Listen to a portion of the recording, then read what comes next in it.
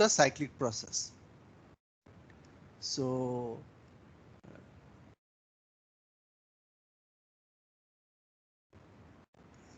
one process is AB, AB, AB, right? And the other one is AC. So I think the direction is wrong. I have to correct the direction.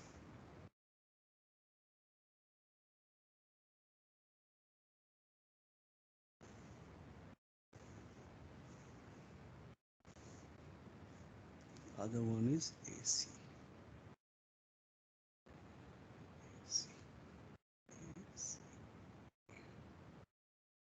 AC, AC, AB, and AC. Now, if you look at the cyclic process AB, right? So here, as you know, in is always positive, Q in is positive, and W out is positive, right? Work out. So these are two end states, 1 and 2. These are the two end states. So connecting them, you have the cyclic process AB, and also connecting them, you can have cyclic process AC. B and A, B, C are all arbitrary paths. Arbitrary paths. Now, if you look at the cyclic process AB, then the total Q, heat input, 1, 2, and 2, 1, if you go through it, then that will be equal to 1, 2, W, dWA, and 2, 1, dWB. So these two are equal. Similarly, for AC also, you will see that dQA 1, 2, then 2, 1, dQC. This is the cyclic process AC. Previously it was AB. Now you can see that same way we can apply the heat input and work input for that cyclic process. If you look at it carefully now, you will see. So if I subtract,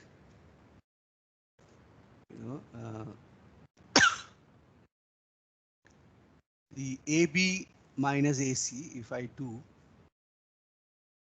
right, AB minus AC, if I do that, AB minus AC, then this is what you get. So here we have, these are all the Q terms, heat input terms, and these are the work output terms. So if you put it together again, this is process 2 to 1, and here also 2 to 1. So here for 2 to 1, we can write dq minus dw for the process B. So we are having the process B here.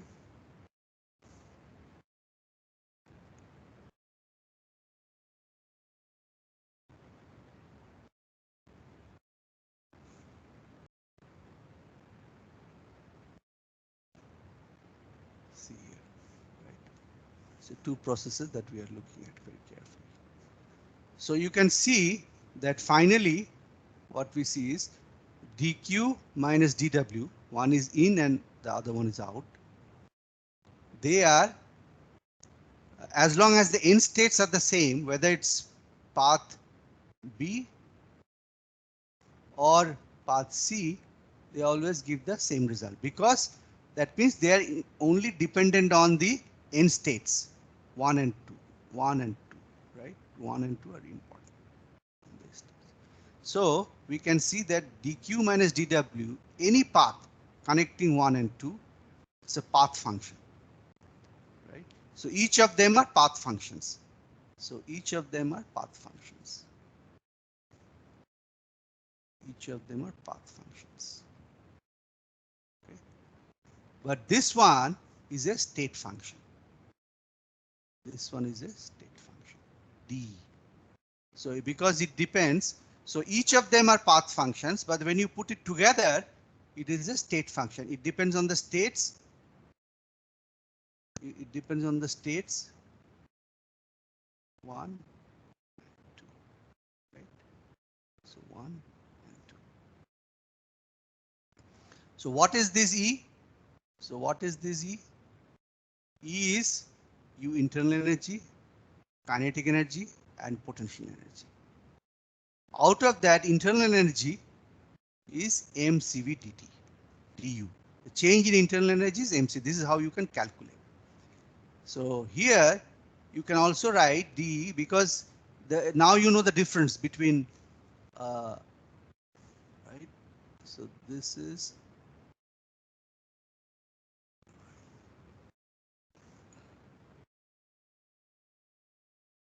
so this dash here means it's a path function. It's the path function. Here I'm not putting a dash. It's a state function. So I can write E2 minus E1. Here I cannot write Q2 minus Q1 because dq is a path function. It depends on the path. So this is how you can. So your internal energy consists of the total energy consists of internal energy, kinetic energy, and potential energy. So now you know that. So now you can apply.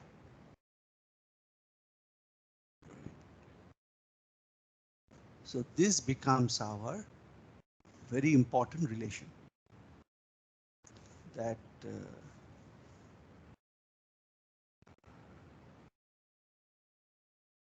so this is the D that I'm talking about. DE. D consists of U, kinetic energy, potential energy. Right? So inside a control volume, now previously what we did was there was no input, there was no output. There was no mass coming in and no mass coming out. Right? So it was simply the change in internal energy, D, was equal to dq and dw. Now I am putting it as a rate. So what does this mean? This is nothing but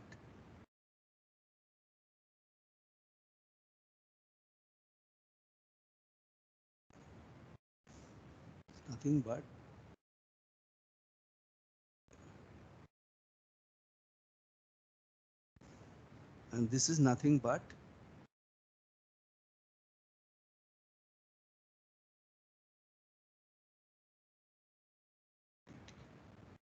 dw by dt. This is out and this is nothing but in, right? This is in is now. So here everywhere I am putting a dt here at the bottom. So I can write dE is equal to, if I don't have mass coming in and mass going out, then the dE will be equal to dq minus dw. I have put a dt at the bottom. Right? So if I don't have mass coming in or going out, then that is what I had derived earlier. And this is my energy. Energy consists, what is mCv? mCv is the mass in the control volume. What is CV? CV is the control volume. Control volume, right? I am calling it as CV. CV is the control volume. So if there is no mass coming in or no mass going out, then the change in internal energy, change in energy inside, which consists of internal energy, kinetic energy, and potential energy, depends on the heat transfer through the boundary coming into the control volume and the work transfer out of the control volume through the boundary. Now, if we write it as a rate equation, then we have to divide by dt. Now here, to make it more general, let me allow mass coming in and mass going out. Now when mass comes in, we have previously also I've talked about the concept of maybe I will again do that later. So here, this, why do I have H here and why do I have U here, right? Why do I have a H here and here I have a U, right? H and U. is because when you have here, what is happening is when you push the fluid inside, you also have to do work, and that work is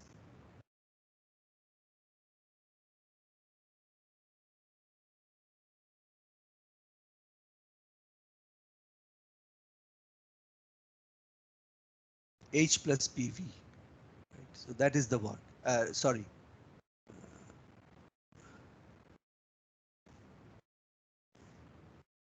U plus PV. So H equal to U. This is the flow work.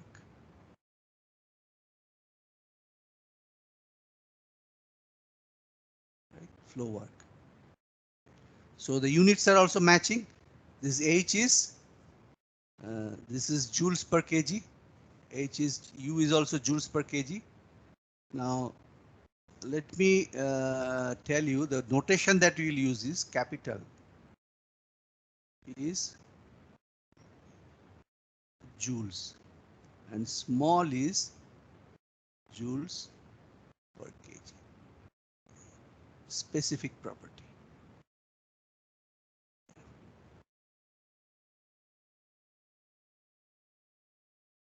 When I write capital, I mean just joule.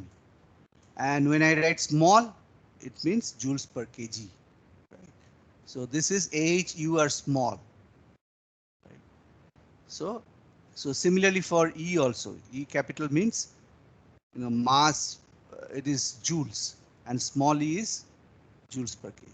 So this is the what is entering is internal energy plus flow work plus kinetic energy plus potential energy. Similarly, what is going out is internal energy plus flow work, kinetic energy plus potential energy. So we can do a full balance of energy. We know what is going in and what is going out. So the change inside depends on whatever is coming in minus whatever is going out, right? The change here is depends on whatever coming in minus whatever going out. So d by dt Cv is m dot I EI. What is my EI? EI is this part. EI is this part, right? What is E out?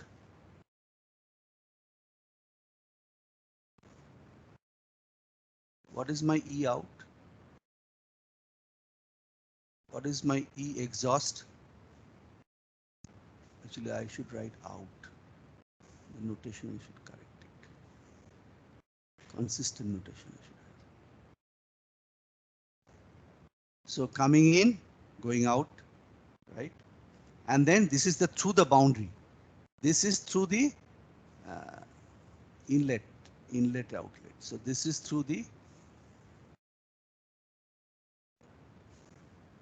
through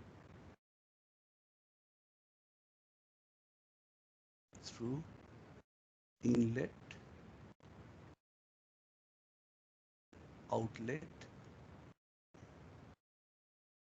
port, right? Through inlet outlet port, and this is through the boundary. So through inlet outlet port, this is what you are having, net coming in minus out, and that will be lead to the change in energy inside the control volume, right? And this is through the boundary. Q in and Q dot out is to the boundary. Now, what are the different types of work output that you can have? PDV work that we already understand. Shaft work through a shaft. If something is stirring through a shaft, then I square R. If you have resistance inside and this current passing, I square R. So these are different ways the work can be transferred through the boundary. And what are the different modes of heat transfer? You will study in the heat transfer course: conduction heat transfer, convection heat transfer, radiation heat transfer.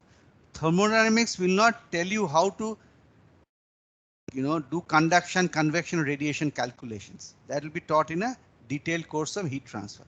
But thermodynamics will tell you how much of total heat transfer you need for this process to happen, right? So that will be told to you by thermodynamics. But then how to make it happen, right? right, through conduction, convection, radiation, that you learn in the heat transfer course. And here you will know how much of mass input you need, how much of mass output you need, and at the entrance, what is the property EI, that will be told to you by thermodynamics. But how to make that flow happen, right? So that what is the pressure drop that you need, what is the pump power that you need, that is taught in fluid mechanics class. So thermodynamics gives you the overall picture, and you need the knowledge of fluid mechanics and heat transfer to do the detailed design of the device. So here we have applied two laws. Law 1, right? This is the mass conservation law, right? We have used the mass conservation law and the energy conservation. Both has been applied. Now, and we have made it more general. We have made it more general, right? So if this is 0, inlet outlet ports are closed system. If this is 0, then dE by dt Cv is only q dot in minus q dot out through the boundary. Right? But if you have, so previously when we started, we didn't have this, right? We were, so this is a continuous steady state, steady flow process. So this is a flow process. I will call that as flow process.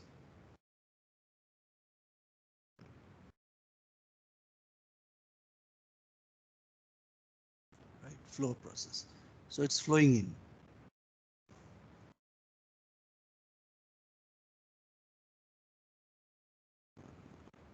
That means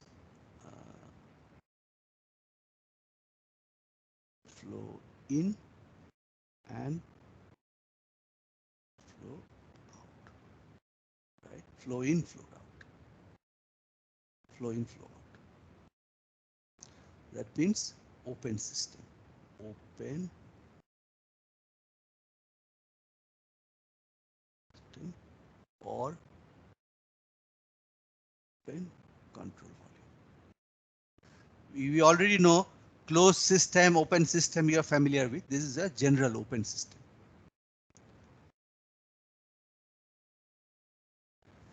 So now here, if it is steady state, suppose it is steady state, right? It is steady state. Steady state. What does steady state means? Steady state means d by dt is equal to 0, right? And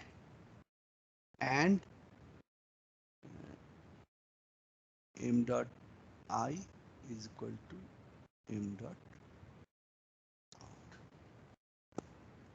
Right? So m dot in is m dot out.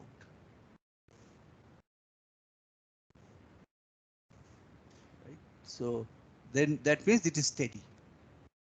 M dot in and m dot out are same. Now here, so here you will have, so here you have u plus PV, then half v square gz. Similarly, u plus PV, you know, half v square gz. Now, if it is fluid mechanics, only mechanical energy, if you have only mechanical energy, what would happen? Only mechanical energy, then this u, there is no difference in u coming in and u going out because there is no temperature change. U is a function of change, there is no temperature change. So in fluid mechanics, we write PV half v square gz is equal to PV half v square gz. In and out, they're equal. That means PV plus half v square plus gz is conserved when you have fluid mechanics. In fluid mechanics class, when you studied, you did not take care of the temperature difference. So that led to the Bernoulli's equation, only mechanical energy, right? Only mechanical energy. But in thermodynamics, you have to add this u, extra u term, right? You add this extra u term. So there is no conflict between your fluid mechanics energy equation, which is the Bernoulli's equation, and the thermodynamics energy equation, which is the full energy equation. There is no conflict. You can get the fluid mechanics energy equation, which is the Bernoulli's equation, from the thermodynamics. Only you have to consider steady state here and no temperature change. So there is no change in internal energy coming in and going out. So this is your fluid mechanics, what has been taught to you in fluid mechanics. So now if we have to do a problem where we are using a material where phase change is taking place, then you have to use the steam chart, or if it is water evaporating. And we have already discussed how to calculate the property, temperature and entropy or other properties given the state of the material substance, right? So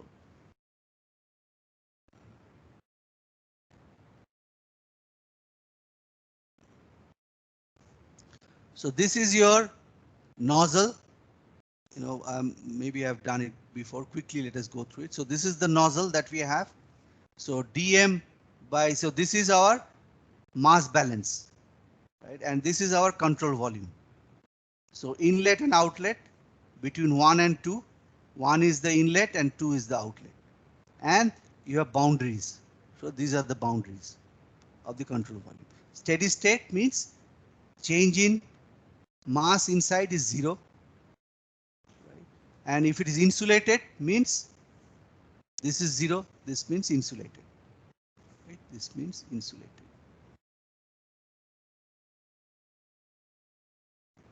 Right? And here work transfer is 0 because there is no PdV work. There is no shaft work. So here the work transfer is 0. So we can write, if we apply that equation that we see. So change of energy inside. So this is the energy, mass, internal energy, specific kinetic energy, specific potential energy. So that is 0, steady state. So what is happening is whatever is coming in is going out. So what is coming in, m dot h. Why are we doing h? It's u plus pv here. It includes the flow work. And similarly, when it's going out at station 2, also we have h. So if I neglect the potential energy in this case, so we have only enthalpy and kinetic energy. So here what is happening in a nozzle? In a nozzle, what we are seeing is between 1 and 2, there is a change in enthalpy. And what is happening is there is an increase in kinetic energy. So enthalpy, the change in enthalpy is converted to change in kinetic energy. It is a nozzle. What is the purpose of a nozzle? Is to increase the kinetic energy at the expense of your enthalpy. At the end. So here example of a nozzle, enthalpy conversion into kinetic energy. So this is joules per kg specific.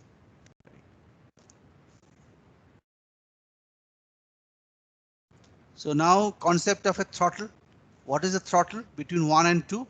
Here the pipe diameter is same. So if you have pipe diameter same, there is no conversion of enthalpy to kinetic energy because inlet outlet same. If you have same inlet outlet. So rho AV1 is equal to rho AV2, right? M dot 1 at M dot 2 are equal. It is all M dot. And also area is same, A1 equal to A2. So V1 equal to V2. So what will happen? There is no increase in kinetic energy or change in kinetic, so enthalpy will be same.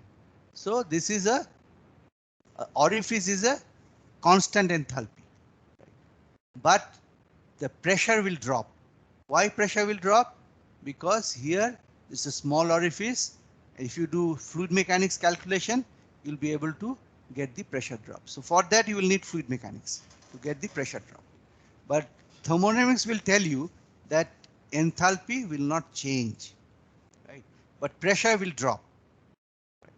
So pressure will drop, but enthalpy will not change.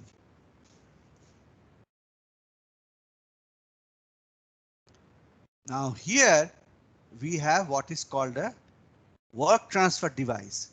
So far we didn't have any work transfer, right? Kinetic energy was increased at the expense of the enthalpy. Now here we have a work transfer device. So here we will here there's the inlet and there's the outlet. So this is also insulated. Insulated means insulated, right?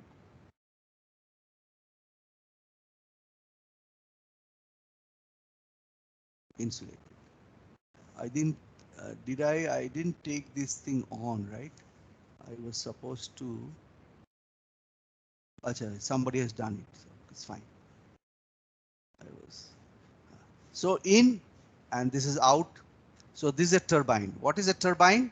In a turbine, this shape is almost like this. So what happens is, whatever fluid is coming in, it expands, right? It expands. So that is why here there's more area because it is expanding. So, and also there's a pressure drop. We will go into details when we go through the process. And there is heat transfer and work transfer in general, but heat transfer we want to avoid by putting an insulation. So Q dot becomes 0. Q dot is 0. So this is a work producing device. Work producing device. And what is this? The opposite is a pump. So in that case, it's a work consuming device. So here there'll be a pressure drop, temperature drop, enthalpy drop, and work will be produced. And here work will be supplied, and you have an increase in enthalpy, increase in pressure, increase in temperature between inlet and outlet. So one is a work producing device, the other one is a work consuming device. Now if you, for simplicity, we will do, right? So steady state. So as I told you, this is steady state, right? Steady state. M dot in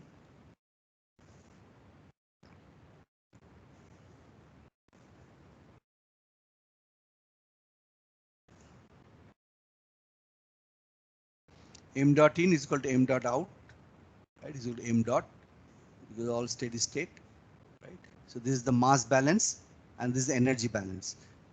So what is the energy balance? We know that energy inside, because steady state, does not change. If the energy inside does not change, then this M dot in, the energy that is coming in, the thermal energy, the heat transfer that is coming in is equal to the energy that is going out plus work out, right? That is going out. So this has to be balanced because there is no accumulation of energy inside. So here if we neglect, so here we neglect, we'll neglect the KE, and so here we neglect delta potential energy, right? It's neglected. So we have only concept of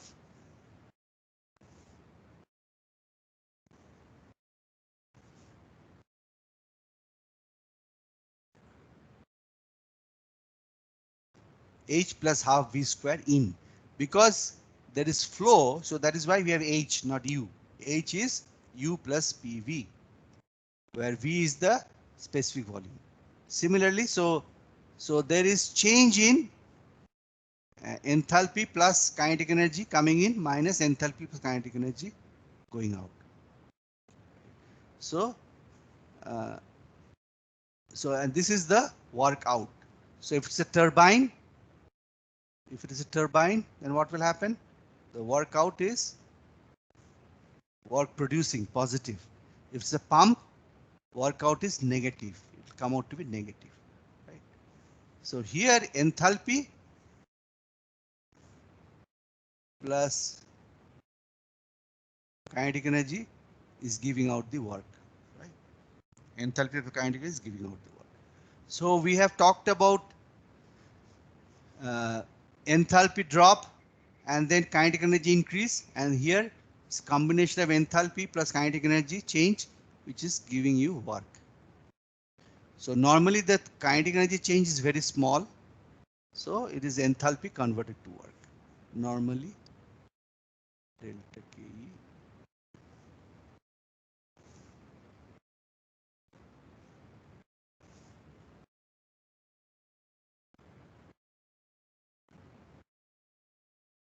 very small. Normally it's very small here in this case, right? Very small. So that can be neglected also. So this is one kind of, these are two devices which are very interesting devices that we use. And I told you pump and compressor. Pump is for liquid and gas vapor is called compressor.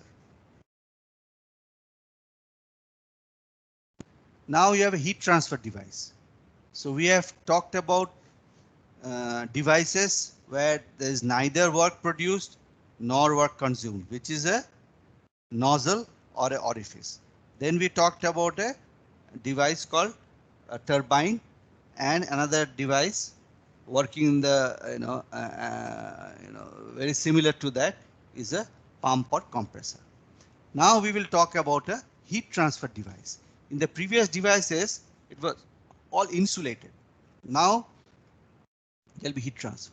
Now this heat transfer will take place between two streams, hot stream and a cold stream. But the control volume that you have, you still be insulated, right? That this be insulated.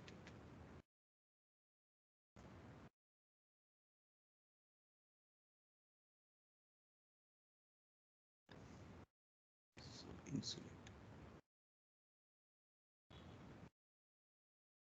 insulate. So here this is a pipe. Pipe.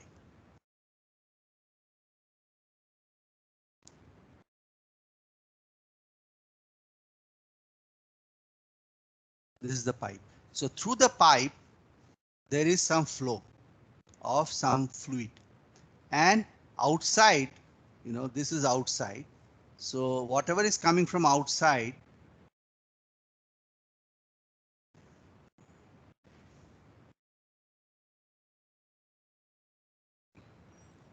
right? So there is flow over this, there is flow over this pipe. So when there is flow over this pipe, then it has certain thickness. So across the pipe thickness, there is heat transfer because the temperature of the fluid inside is different from what is outside. So T outside, right? And you have T inside. So T inside, T outside, they're different. Because of this temperature difference, you will have heat transfer. How will you calculate that heat transfer? That will, amount of heat transfer can be calculated from your knowledge of heat transfer, which you will study later. But you know that this is the heat transfer that you have to make happen. Unless you have certain amount of heat transfer, the change in the state between 1 and 2 will not happen. Between 3 and 4 will not happen unless you have certain amount of heat transfer.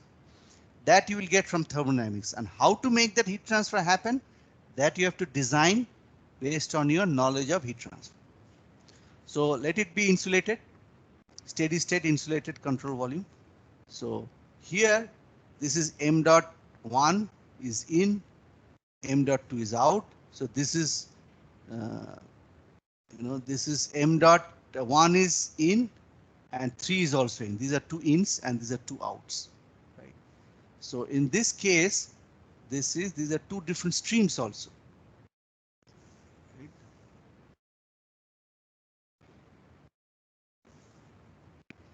So this is a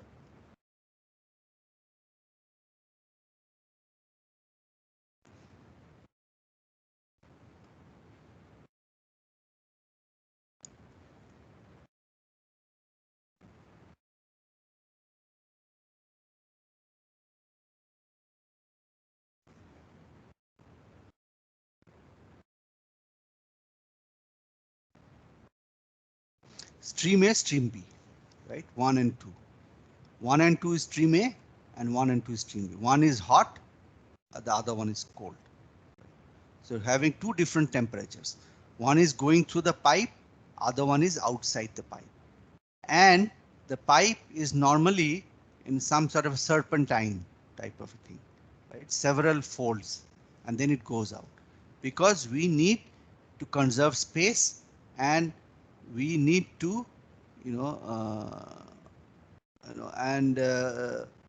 so that enough heat transfer takes place. And around that, outside, you have a fluid of a different temperature. So this is what happens in a heat transfer device, which is a heat exchanger. Of course, detailed designs are different, which you'll study in your heat transfer course. So now we have to do the analysis of both the streams. Now what is coming in is, so m dot 1 is coming in, and let us neglect potential energy change.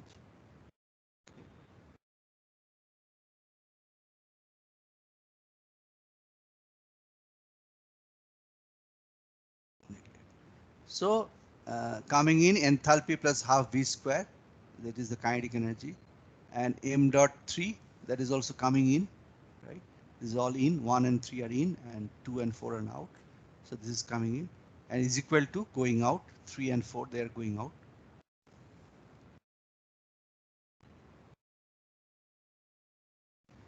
Now we know m dot 3 equal to m dot 4. M dot 3 and m dot 4 are same. Right. So m dot 3 is m dot 4. They are equal, and here m dot 1 equal to m dot 2. So here we are using m dot 1 and m dot 3 only.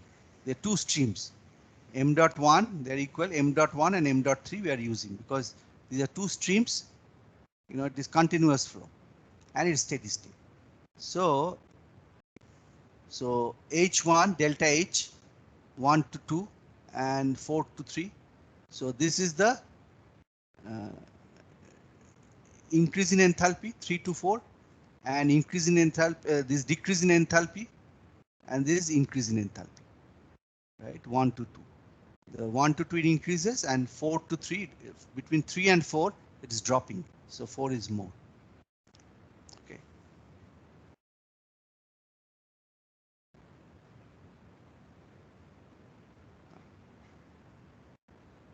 4 is dropping. So this is, and this is all sensible, right?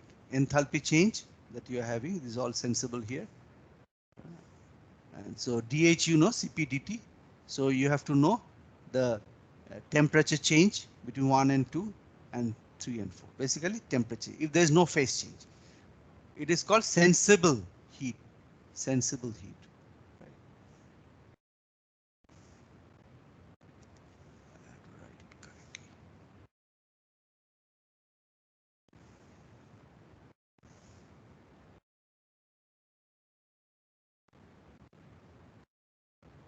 Sensible heat.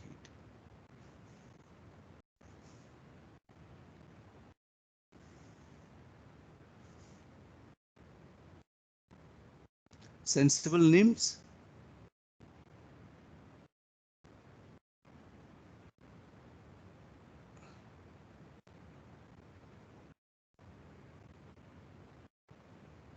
You'll have temperature change. You can sense it. Latent means there is no temperature change. Heat is transferred without temperature. So this is sensible. No phase change. Now what would happen if you have phase change? Now you have steam here and a coolant here. Steam is condensing. It condenses here and then goes out. A little bit different process. So phase change is taking place. Previous case,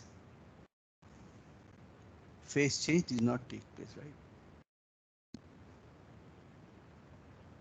Now we will have phase change.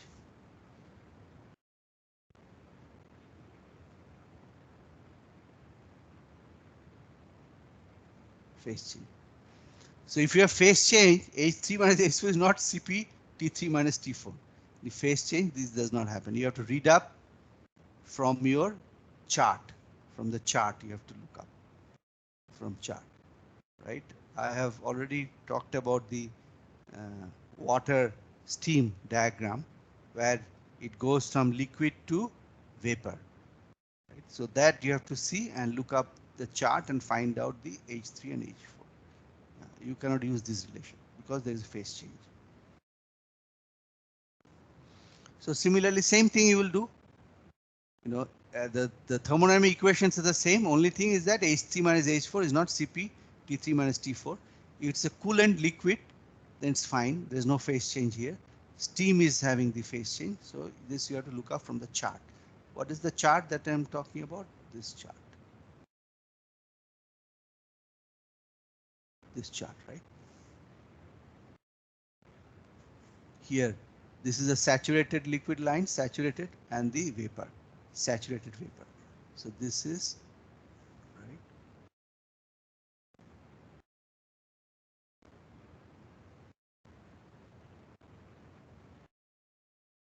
Liquid, and this is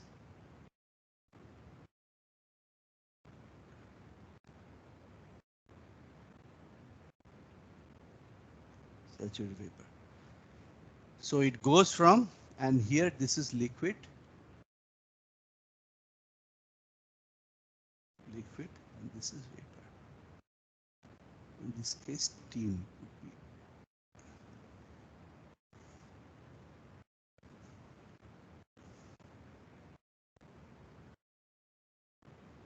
steam, right?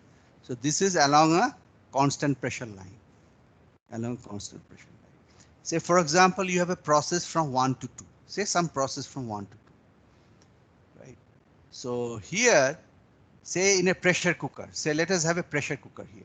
So this here you have H2O, right?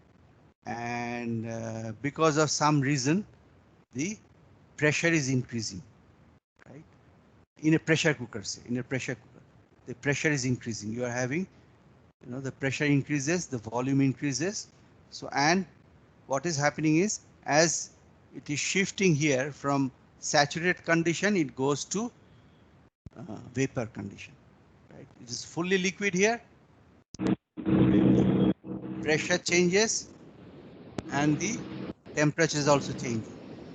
So this is what happens in a pressure cooker, and you go from every one state to another, one state to another. And here initially you have fully water, and now you have all vapor inside the pressure cooker, and the pressure has increased from this value. So this is at 100 kilopascal. This is some other, maybe some higher pressure, right? More than 100 kilopascal, right? And if you look at the specific volume has also increased.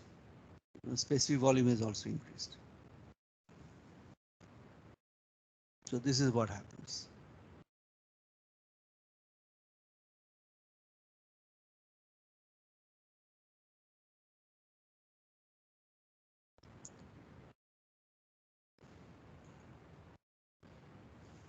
Now for water, we know if you have water and steam in this case, H is a function of temperature only.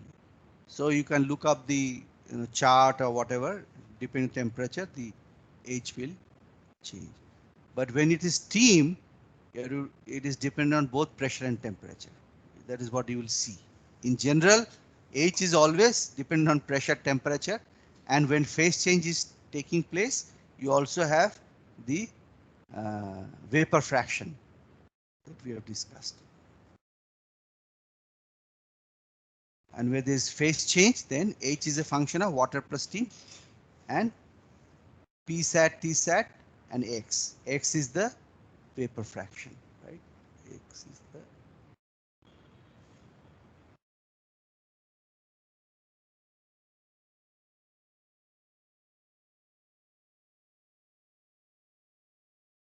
vapor fraction.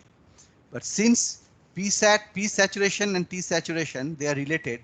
Say for example, at 100 degrees centigrade, water evaporates, boils at 1 atmosphere. So once you set P sat, T sat gets fixed. So it is basically one of them. You have to have one of them. That relation is given here. we said that later. So you need to have one of them and then X. Otherwise, when the steam, when the superheated steam,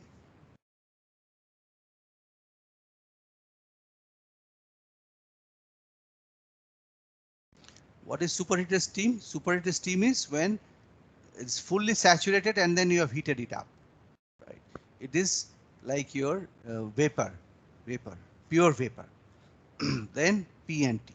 But when water and steam are together, phase change taking place, then you have to have vapor fraction available. So because see, whenever we are applying the first law of thermodynamics and the mass balance, we need to know the properties at the inlet, outlet, then within the control volume. So you finding out property is very important part of thermodynamics. So you have to understand how to get the properties. Now let us look at another case. All these cases we have a steady state. We were dealing with steady state devices. Now I will talk about I think I will stop. Do you have any questions before I go further? Do you have any questions? Anybody has anything that you have not understood about the first law of thermodynamics? Does anybody have a question? Okay, so then let me handle this case, which is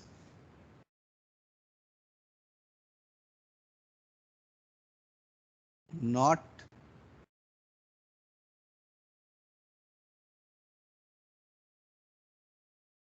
steady state. Okay.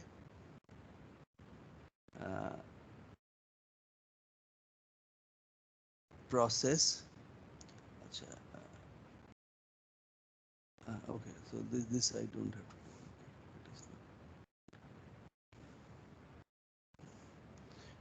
So here you are filling up a tank, a cylinder, gas cylinders that you get at home. It is being filled up in the plant. So what they have is they have a header up, a header. Also, if you in your halls of residence also, you will see somewhere they will be having some place where they keep all the gas cylinders, and there it is connected to a header, and then it supplies gas to your kitchen. If you go to your hall, you will see at some place they have kept all this. So that is emptying. Now this is filling up. So we are filling up.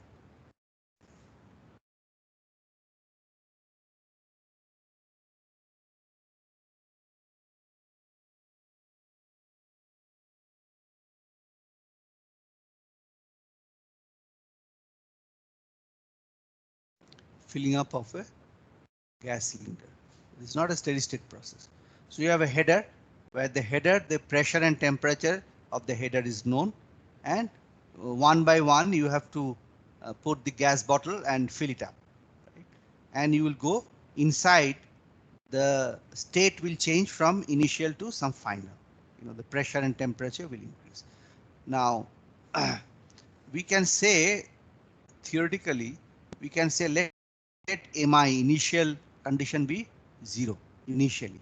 The gas inside is 0. So what will happen? So we have only one port. Previously we were always dealing with one inlet port, one outlet port. Here only have one port. Either it is in or out. In this case it is in, right? Inlet port, no outlet port. So therefore naturally inside the control volume, it will change with time. So d by dt mcv, internal energy plus kinetic energy plus potential energy, is equal to m dot in h enthalpy, kinetic energy, potential energy. Right? So this is coming in, and therefore the energy inside is increasing. And this is out. In this case there is no out, right? That will come out to be 0. Right? There is no out, so this will be 0 here. Now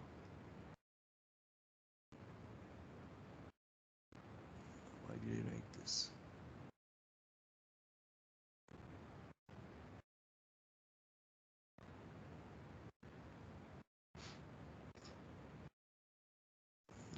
This is not right. It's not right.